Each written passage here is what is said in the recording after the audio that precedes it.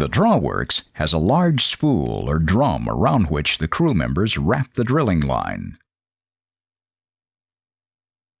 Power from the engines or electric motors drive the Drawworks drum.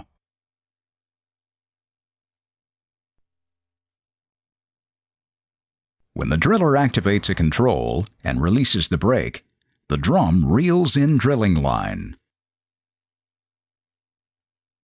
Reeling in drilling line raises the traveling block and whatever is attached to it. To lower the traveling block, the driller releases the Drawworks brake. The force of gravity pulls the block down.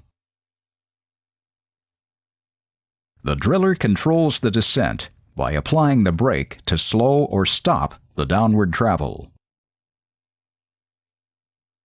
The smallest Drawworks are around 550 horsepower, while the largest have 4,000 horsepower, about 400 to 3,000 kilowatts. Small Drawworks can handle wells drilled to around 3,000 feet, 1,000 meters deep. The largest can handle 40,000 foot or 12,000 meter depths.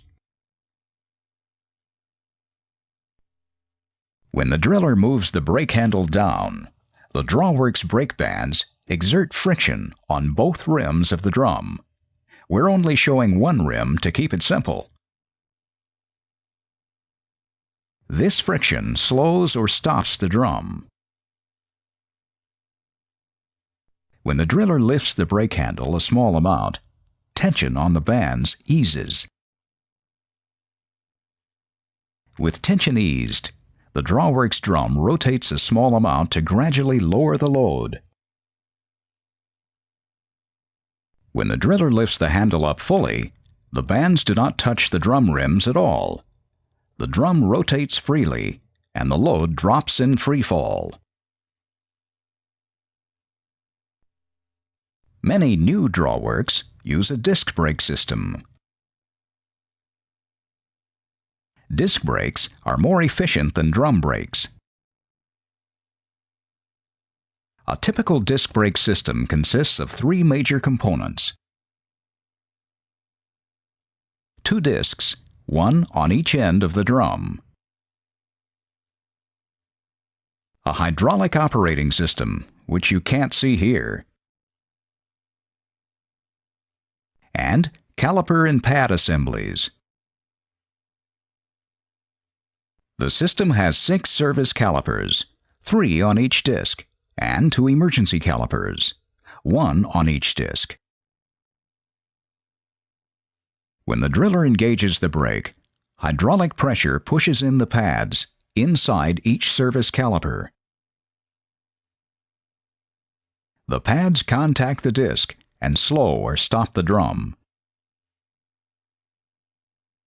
If hydraulic pressure fails, the emergency calipers set automatically. Mounted on the end of the Drawworks drum shaft is an electrodynamic brake. It is an auxiliary brake that uses powerful electromagnets. The electromagnetic force works against the turning force of the Drawworks drum shaft. It assists the mechanical drum or disc brake you just saw. It controls the speed of the load as it goes down. The driller cannot control the load speed with the drum or disc brake alone. The weight of the load, plus the tremendous inertia it creates when moving, is just too great. So, the driller activates the electrodynamic brake. The electrodynamic brake provides most of the braking force when the Drawworks drum is turning.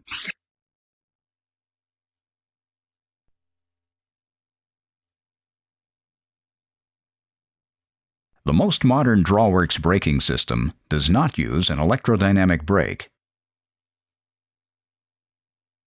Instead, The Drawworks is powered by a special computerized motor and control system. The computer control system allows the drive motor to power the Drawworks and provide the auxiliary braking force. Mounted on the Drawworks, near the Drawworks drum, is a crown saver, or a crown-o-matic, a brand name. A crown saver keeps the driller from accidentally raising the traveling block into the crown block. It has a probe that activates an air-actuated toggle switch if the driller takes in too much drilling line onto the Drawworks drum. Too much line indicates that the driller has raised the traveling block too high in the mast.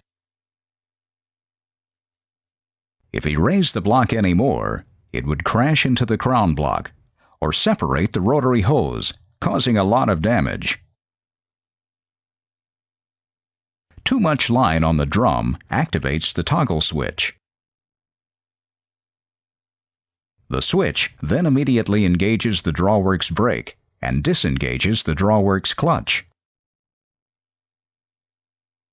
Clutch disengagement disconnects the Drawworks drum from its power source. The latest Drawworks use an electrically actuated crown saver system, but still maintains the pneumatic crown saver as backup.